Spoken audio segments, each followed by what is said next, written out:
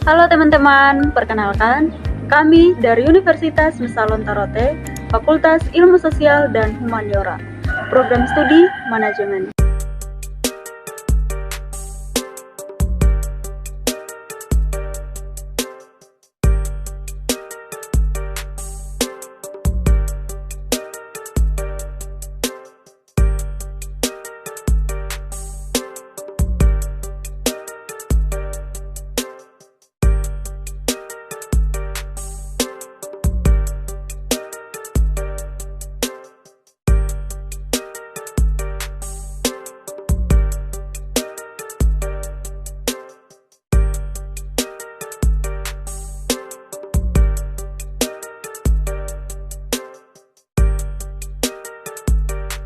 Latar belakang laporan keuangan.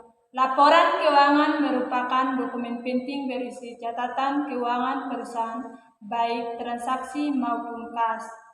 Pembuatan laporan keuangan perusahaan dilakukan dalam periode tertentu. Biasanya perusahaan membuat laporan keuangan ketika periode akuntansi perusahaan mereka memasuki akhir. Menurut Raymond Budiaman, 2021, laporan keuangan merupakan dokumen yang menggambarkan posisi keuangan dan kinerja perusahaan selama periode waktu tertentu. Dalam PSAK nomor 1 disebutkan bahwa laporan keuangan yang lengkap terdiri dari neraca, laporan laba rugi, dan laporan arus kas. Teori laporan keuangan yang pertama, menurut Kasmir 2009 dalam halaman 7, laporan keuangan adalah laporan keuangan yang menunjukkan kondisi keuangan perusahaan pada saat ini atau dalam satu periode tertentu. Yang kedua, menurut Kasmir 2019, laporan keuangan merupakan laporan yang memperhatikan posisi keuangan suatu entitas pada periode waktu tertentu. Nomor 3, menurut Munawir 2015, dalam halaman 2, laporan keuangan yang dapat digunakan sebagai alat untuk berkomunikasi antara data keuangan atau aktivitas suatu perusahaan dengan pihak-pihak yang berkepentingan dengan data atau aktivitas perusahaan tersebut. Selanjutnya kita masuk dalam transaksi keuangan. Yang pertama, pada tanggal 1 Juli, Bapak Ayub menyetor uang kas ke dalam perusahaan sebesar 50 juta. Pada tanggal 3 Juli, Bapak Ayub membeli perlengkapan produksi berupa yang pertama mesin percetakan bermerek diesel sebesar 15 juta, yang kedua 1 unit argo dengan harga sebesar 355.000, yang ketiga papan palet 1000 unit dengan harga sebesar 3 juta.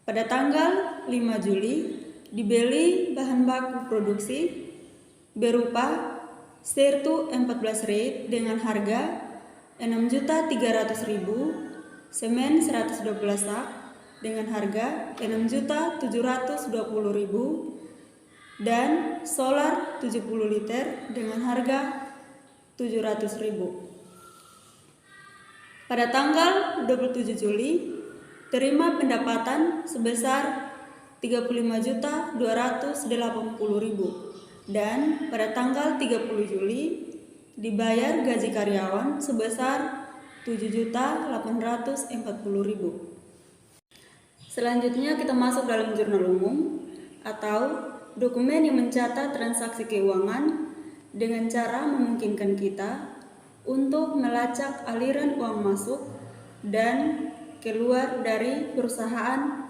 Batako berlubang atau disebut dengan debit dan kredit. Dan ini adalah catatan jurnal umum perusahaan Batako berlubang dengan modal 50 juta dan rincian kredit sebagai berikut. Pada tanggal 3 Juli, perusahaan membayar biaya perlengkapan sebesar 18.355.000.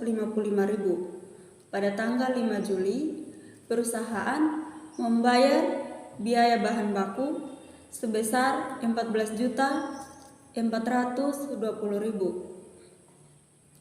Dan pada tanggal 27 Juli, perusahaan menerima pendapatan sebesar Rp30.280.000 dan pada tanggal 30 Juli perusahaan membayar beban gaji sebesar Rp7.840.000 sehingga saldo tertanggal 30 Juli sebesar Rp44.665.000. Yang berikut kita masuk dalam laporan laba rugi yang menyajikan informasi pengeluaran, pendapatan, serta laba atau rugi yang dihasilkan perusahaan selama periode 1 bulan. Yang berikut, pendapatan jasa Rp85.280.000 didapat dari modal awal sebesar 50 juta dan pendapatan jasa atau hasil produksi selama 1 bulan Rp35.280.000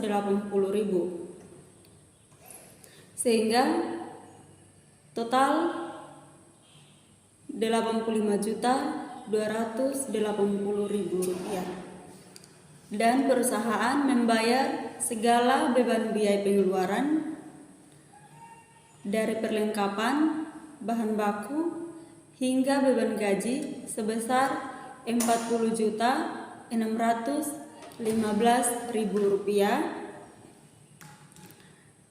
sehingga total laba atau pendapatan yang dihasilkan oleh perusahaan selama 1 bulan adalah Rp44.665.000. Dari analisis keuangan yang sudah dibahas, maka kesimpulan yang dapat diambil adalah laporan keuangan tentang perusahaan Batu Batako merupakan laporan yang disusun secara sistematis yang menunjukkan bahwa kondisi keuangan perusahaan yang dapat dijadikan sebagai alat untuk pihak yang berkepentingan. Semua pihak yang membutuhkan informasi keuangan perusahaan Batu Batako. Karena di dalam laporan ini sudah menampilkan pengeluaran serta pendapatan perusahaan dalam 1 bulan. Dari laporan keuangan ini sudah diketahui bagaimana perusahaan menggunakan keuangan dalam melaksanakan tugas dan tanggung jawab dalam perusahaan.